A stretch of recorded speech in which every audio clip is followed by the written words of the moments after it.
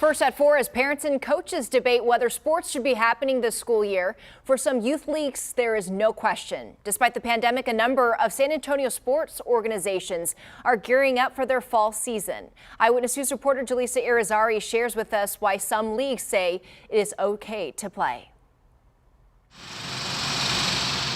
The silence of an empty sports field now feels all too common, as some in San Antonio err on the side of caution. We won't have a season here. For William Lee, postponing the Texas Select Youth Football League was inevitable. As youth leagues across the city began to make announcements, he had no choice but to follow suit. And there is a lack of participation in every league.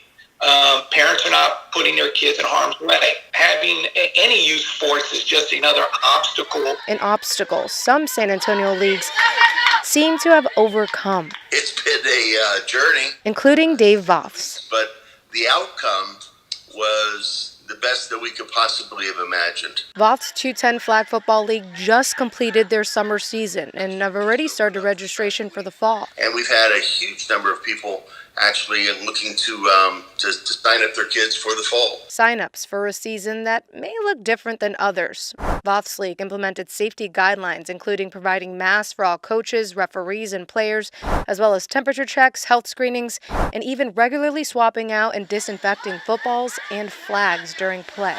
All changes that were costly, but to Voth were worth it, as he sidelines the debate on if kids should play with one simple statement. Play, but play safe. Jaleesa Irizarry, KENS 5 Eyewitness News.